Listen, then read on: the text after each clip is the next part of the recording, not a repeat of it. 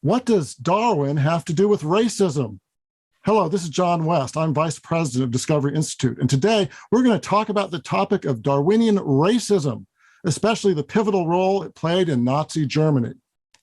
I'm joined by historian Richard Weikart, author of a new book just released that is titled Darwinian Racism: How Darwinism Influenced Hitler, Nazism, and White Nationalism.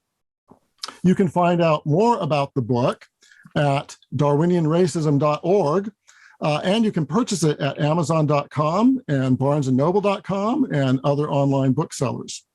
Dr. Weikart is Emeritus Professor of History at California State University, Stanislaus, and the author of multiple books on the intellectual history surrounding Nazism. Those books include From Darwin to Hitler, Hitler's Ethic, and Hitler's Religion. He's also written The Death of Humanity and The Case for Life. Dr. Weikart completed his PhD in modern European history at the University of Iowa. He has been featured in many documentaries, including Expelled with Ben Stein, The Biology of the Second Reich, and Human Zoos, which has over 3 million views on YouTube. So Dr. Weikart, thank you for joining us. Yeah, thanks for hosting this, and I'm looking forward to it. Great. And I'll probably switch over, since we've known each other for so long, to just saying Richard, but everyone should know that you are a professor and a doctor and have your PhD. So it's really interesting that your book should come out right now, because the day before it was released, the topic of Nazi racism was all over the national media.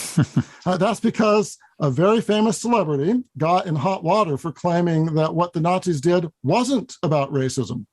Actress, comedian, author, film star Whoopi Goldberg ignited a firestorm with her comments. She later apologized, but she also said this in a subsequent interview with Stephen Colbert. Most of the Nazis were white people, and most of the people they were attacking were white people. So to me, I'm thinking, how can you say it's about race if you are fighting each other? I said, this wasn't racial. This was about white on white. Okay, Richard, Whoopi says it was just about white on white. It wasn't about racism. Is she right? Well, she obviously had a complete misunderstanding of anti-Semitism and the role that anti-Semitism has played historically. And that's unfortunate because, obviously groups like African Americans who have been marginalized and persecuted over their history, you would hope that they would have empathy for other people who've been persecuted as well. And if there's any group that's been persecuted historically for their ethnic, racial, and religious identity, but in the Nazi case, it was considered a racial identity by the Nazis. It certainly was the Jews. So in my book, I do deal with this issue of how the Nazis construed racism and how they based their notions about race on Darwinian concepts.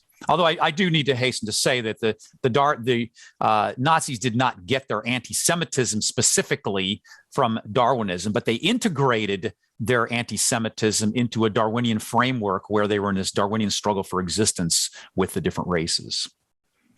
Okay, what about though the Nazis' views of Black people and other people of color? Did they have racist views there?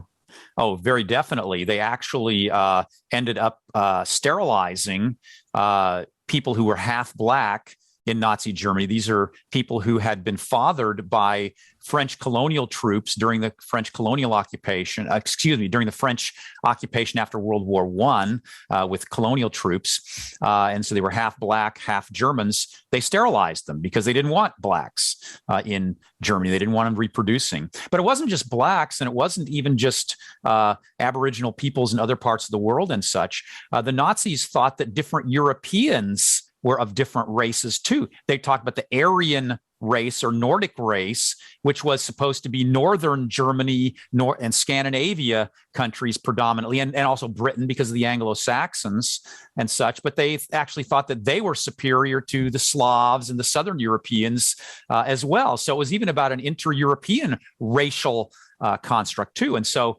they dehumanized the Slavs. Just to give one poignant example, the Nazis published a propaganda pamphlet that was called Der Untermensch, which means the subhuman. And on the cover of it, there were Russian POWs. So the Slavs were considered subhuman. Well, the Jews were considered subhuman too, and it's because of their the way that the Nazis constructed their racial hierarchies. And when I say Nazis, these were things the Nazis inherited from pre-Nazi sources. Typically, the Nazis didn't invent this themselves. Yeah, no. But thank you for giving that overview of that. The fact that, first of all, just because people were white didn't mean you can't use racism against it. I have grandparents who actually came from Eastern Europe, and so I'm well aware of on some of that, and also with the Jews, and then. But it did also carry over to blacks and others. So I think that's, and your book is really good in actually giving all of that, citing original sources, not just secondary sources, but delving deeply into those original sources. Now, one of the central ideas of your book is, when I read it, is that Nazi racism was inspired, at least in part, by these evolutionary ideas of Darwin and his followers. But today, I've heard people claim that the Nazis, they opposed evolution, they banned its teaching from school, and Hitler himself was even a creationist. So I wonder if you could help us sort out fact from fiction here. First, maybe, did Darwinism play a role in Nazi racism? And if so, what was that role?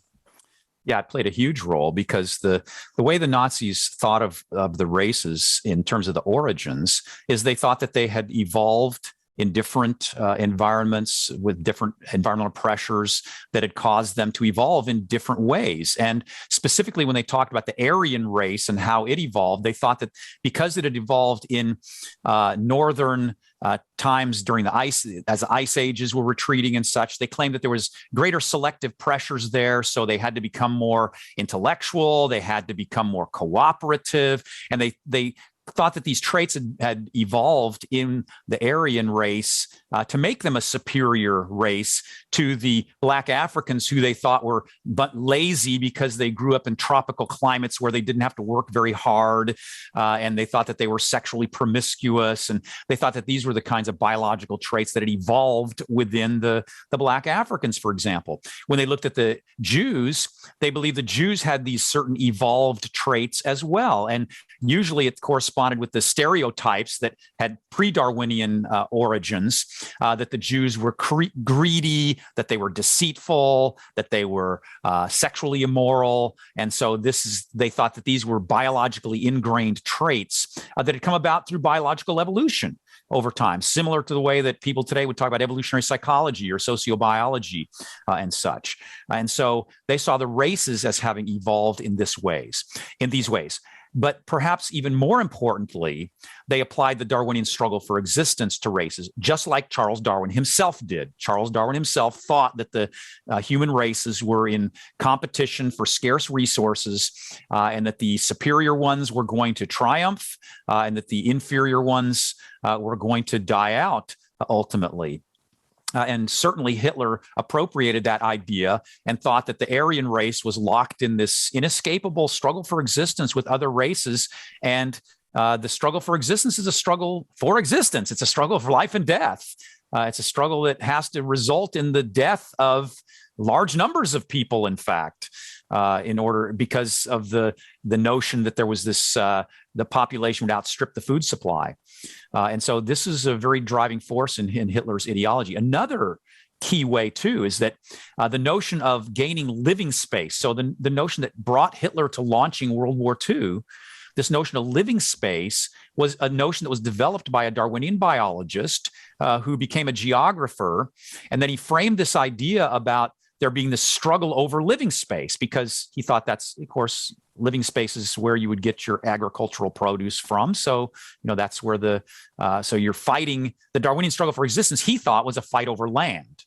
And so Hitler imbibed that idea of living space, and he saw that was, again, part of the Darwinian struggle for existence. So Hitler thinks that he's acting in accordance with natural laws, especially evolutionary laws, when he is launching his war to gain living space, when he's destroying people of other races, and also when he's destroying people with, aside from the racism, even his euthanasia program and such, killing people with disabilities. Again, he sees it all as part of sort of helping the evolutionary process forward and bringing about biological progress.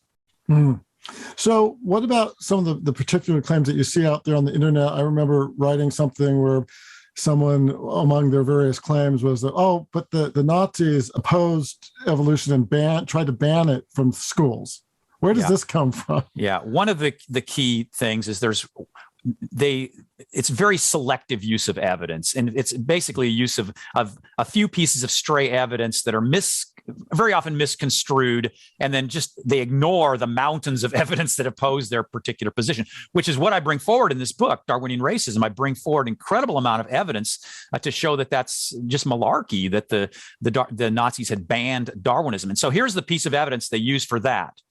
There was a banned book list that was published in 1935 in a German journal for libraries called Debunking. And in that banned book list, it mentioned books that pertain to primitive Darwinism. That was the term that was used there.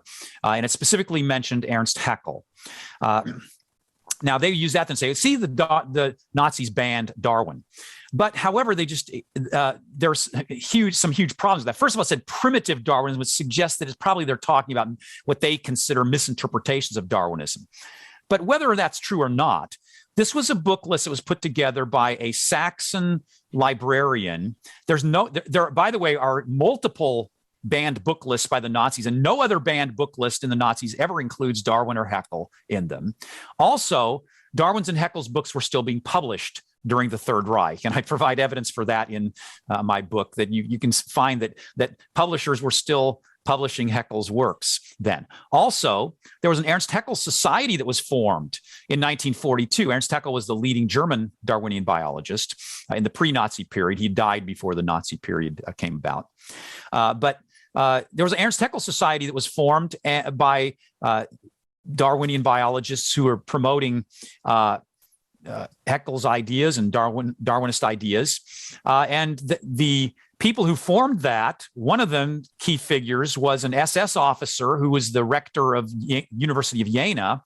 And they also got permission from some of the highest ranking Nazi officials to form this society, showing that Haeckel was not banned, much less Darwin, during that time. And when I say highest ranking officials, Rosenberg was one of the key officials, Alfred Rosenberg, who was one of the leading Nazi ideologists, and also Martin Bormann, both gave permission to form this Ernst Haeckel Society at that time. And Fritz Sauckel, who was the Gauleiter, the Nazi district leader of that region of Thuringia, he actually was considered the honorary leader, honorary president or whatever of that society. So I bring forth a wealth of evidence, and maybe one of the most interesting pieces of evidence, or most powerful pieces of evidence that I bring forward in my book, is the way that Darwinism was used in the Nazi biology curriculum.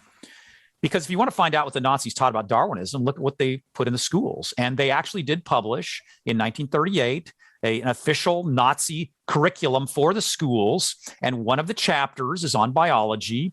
And lo and behold, if you read that chapter on biology, Darwinian evolution plays a very prominent role, including the evolution of humans and including the evolution of races, which was going to be a cornerstone of Nazi ideology. And again, we see it in a lot of other things too. And I bring forth an avalanche of evidence in my book to show that, not just these things I've just mentioned. Yeah, no, you do. This is just the tip of the proverbial iceberg. Yeah, right. So one final thing on this point, again, often I've seen people claim, well, all this ignores the fact that Hitler was actually a Christian creationist who opposed evolution, Hitler himself.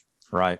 Yeah, I have a chapter on Hitler himself, and I've written an entire book on Hitler's religion in which I argued that he was a pantheist because he believed that nature was God. And people who, when they look at Hitler's talking about God in various contexts, just make the assumption that he's talking about the Christian God, when that's not really the case. And if you look at how he construes God, and again, I have a whole book that deals with that issue. When you look at how he construes God, he's talking about nature, and he thinks that part of nature, he thinks, is the Darwinian struggle for existence. So he thinks that he's cooperating with nature and the morality that nature is putting forward by trying to drive human evolution forward and by winning the struggle for existence for the Aryan race, which he considers a superior race. Yeah. Sort of piggybacking on that, I want to move to your book contains some striking original illustrations from Nazi propaganda works to demonstrate just how, and document just how much the Nazis framed their views in Darwinian terms. one really stuck in my mind, and I don't recall it from your other works. Maybe it was there, but it was, how shall I put it? It dealt with the Nazi view of Christmas. So we just talked about Hitler's real view of religion. Tell us, if you can, about the Christmas book circulated by the Nazis in, I think it was 1943 and 44, intended to lift the spirits of the German people. But this book didn't feature Silent Night or Jesus' birth, I don't think. What was the front piece? Or Yeah, the frontispiece was a quotation by Hitler in which he is talking about how all of nature is in a struggle, and the note, and he's trying to basically whip the German people up to keep fighting the war. That's basically the idea here. This Christmas book that he has. So the idea is not to, point people to Jesus or to God or anything like that, which you'd think might be a theme in Christmas, certainly if he's a Christian, which other people are trying to argue, but rather they're trying to, and if you look through the book, you look through the entire book, and aside from just the frontispiece, there's absolutely nothing about Jesus in the entire book. It's all about, Christmas celebrations and different kinds of ways that, and in fact, a lot of Nazis at the time were talking about trying to revert back to the older pre-Christian celebrations, the original pagan celebrations of the winter solstice at that time. So, and by the way, Hitler's chauffeur and others in Hitler's entourage actually testified later about Hitler that he didn't even like Christmas. He would very often go out driving on Christmas because he didn't want to be around the Christmas festivities and different things like that. So he wasn't celebrating Christ's birth on Christmas at all. Yeah, I was just struck by, everyone would think Christmas, even in secular terms in America, is about peace on earth, goodwill. But here, they sent out a Christmas book, and I actually did write down the quote, and I didn't tell you I was going to ask this, so I didn't expect you to do it. But here's what Hitler said, that all of nature is a powerful struggle between power and weakness, and eternal victory of the strong over the weak. Yeah. So that was Hitler's Christmas card or Christmas book to his population. It was not urging them peace on earth. It was crush the weak. Yeah. What a Christmas message, and very Darwinian. Okay. Yeah. You already mentioned the eugenics, but I want to hone in on that just a little bit more. The attempt sort of to breed a better race by harnessing the powers of selection and things. Nazi eugenics, it turns out, has been a key subplot in two recent popular TV series, the dystopian Man in the High Castle on Amazon and the World War II drama World on Fire on both the BBC and PBS.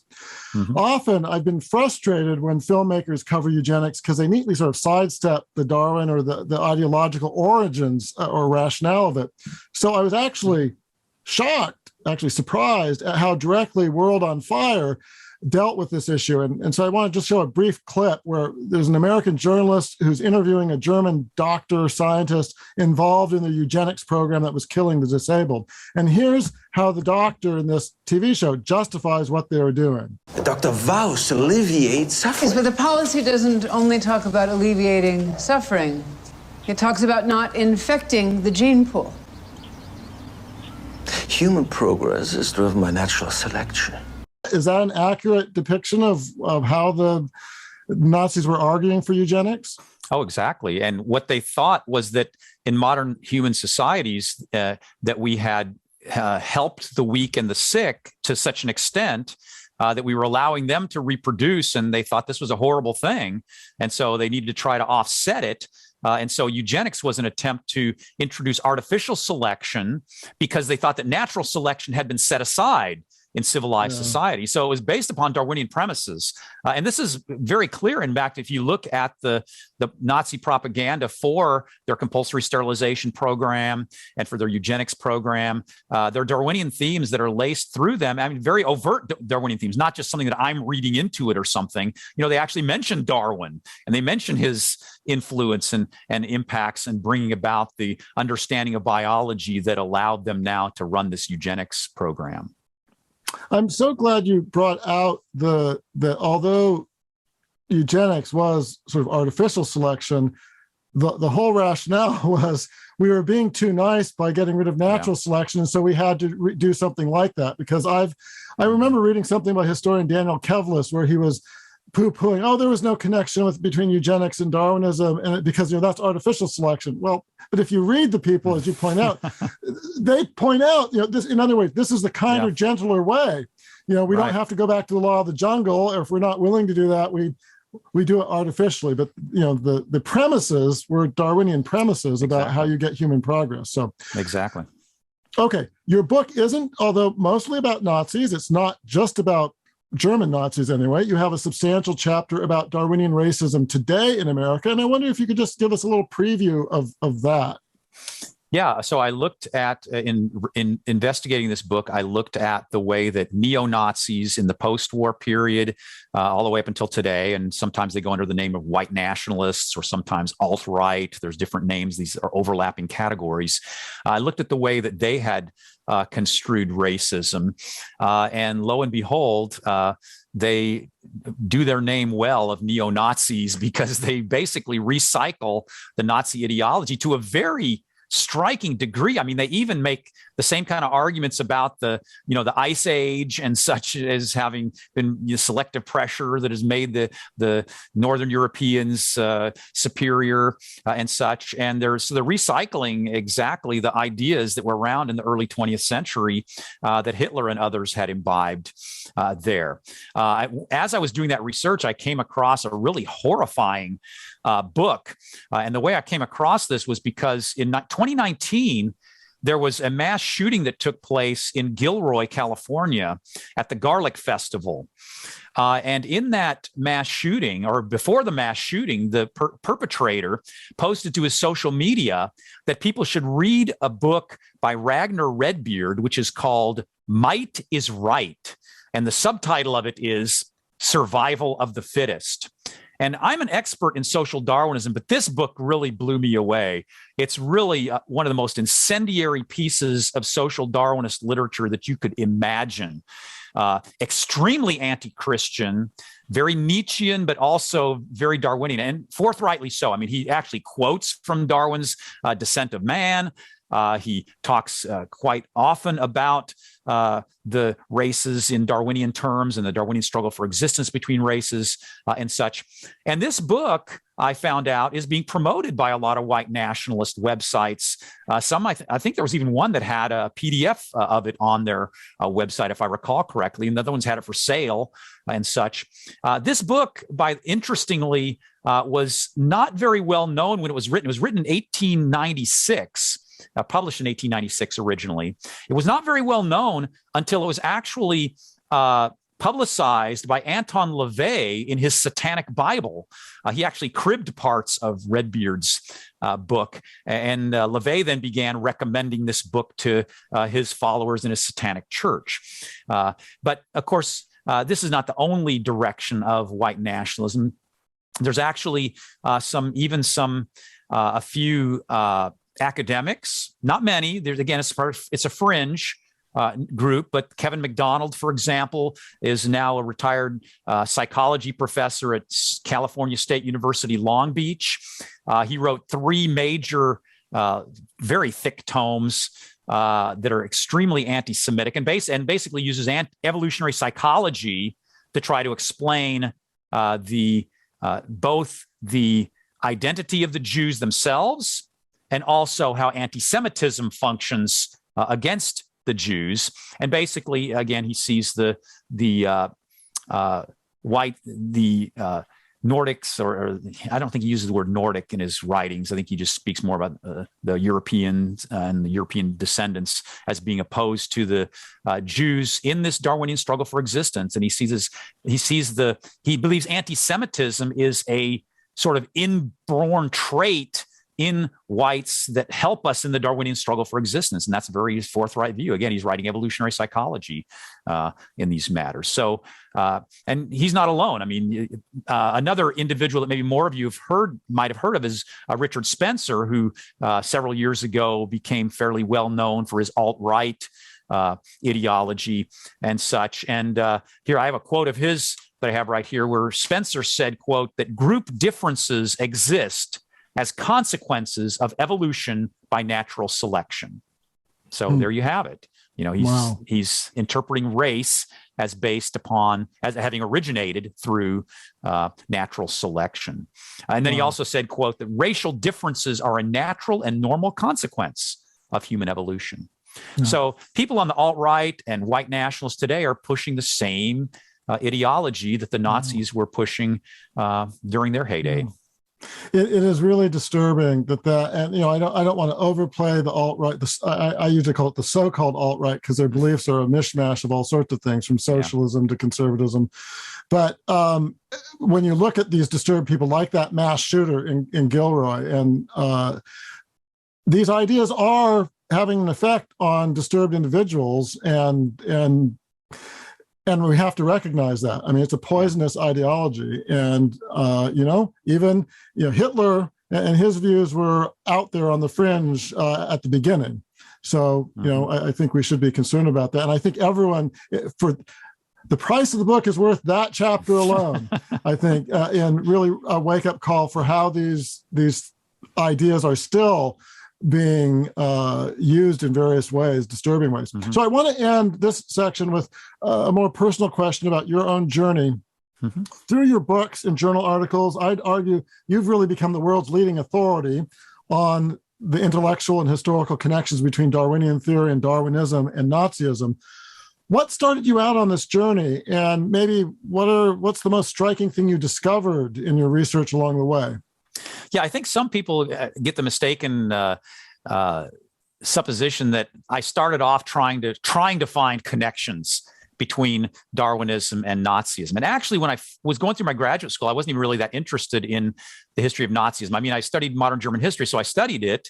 But I thought that it had been sort of overstudied, that there were lots of people already doing Nazi Germany. So I was going to do other things. So I was more interested in the 19th century, and I was working on late 19th century intellectual history. And my dissertation was on the reception of Darwinism by German socialists in the late 19th century. And as I was doing that research, I got very interested in how certain German Darwinists, especially Ernst Haeckel, but also others, were trying to use evolutionary ethics to replace Judeo-Christian ethics, or in Kantian ethics, or any other kind of ethics for that matter. And so I got interested in the issue of evolutionary ethics. So that sort of launched me into my next research project, which was ultimately going to become From Darwin to Hitler. But when I began it, I wasn't even thinking of Hitler. I was just thinking of evolutionary ethics. And so I just tried. But as I got into my project in evolutionary ethics, I started finding out that the people who were promoting evolutionary ethics by the 1890s and early 1900s were very often also promoting eugenics. They were promoting scientific racism. And I started saying, this sounds a lot like Nazi ideology. And so the more I explored, and then I started looking at Hitler's ideology in greater depth and finding out, Hitler really was embracing ideas of evolutionary ethics, even though he didn't use that term. He described the ideas of morality being biologically ingrained and other kinds of things that really were talking about evolutionary ethics. So that's where that book then, From Darwin to Hitler, came about, because I was looking at evolutionary ethics and I thought, okay, they're disconnected with Hitler's ideology. Once I published that book, then I received a lot of criticism for making that connection. And so then I've been defending that position and producing even more evidence to show that my position makes sense. I published Hitler's Ethic in 2009 that looks just at Hitler's ideology. And then this particular book on Darwinian racism expands the view. I do have one chapter that overlaps with my earlier work by looking at Hitler himself. So there's one chapter on Hitler. But then I expand the view by looking at other German biologists and anthropologists during the Nazi period. I look at the biology curriculum. I look at biology textbooks. I look at Nazi propaganda and such. Whereas my earlier work, From Darwin to Hitler, was actually pre-1914, really, except for the chapter on Hitler. And then Hitler's Ethic was just on Hitler. So I've expanded the view to look at a lot of other, and then also I have a chapter on eugenics as well, and how they were using Darwinism to justify eugenics. So I broaden it out, and I'm looking actually at the Nazi period itself, except for the last chapter. Well, the first chapter is on Darwin himself, so that's pre-Nazi. And then the rest of it is on the Nazi period, except the last chapter then on the white nationalists. Yeah, great. And if people want sort of, in addition to reading the book, want previews of, say, Dr. Weikart talking about these things, he is in a number of videos. So a lot of the sort of the kernel, sort of a 14-minute distillation of From Darwin to Hitler is the biology of the Second Reich. You can find that actually now on Rumble as well as on YouTube. YouTube sort of put a age restriction on it, and so harder to watch on there. And then in Human Zoos, he also talks about many of the things. And then, so there are various ways I hope that people will explore. The book is Darwinian Racism by historian Richard Weikart. You can find out more at darwinianracism.org, and you can purchase it at amazon.com, barnesandnoble.com, or other online booksellers. For ID the Future, thanks for listening.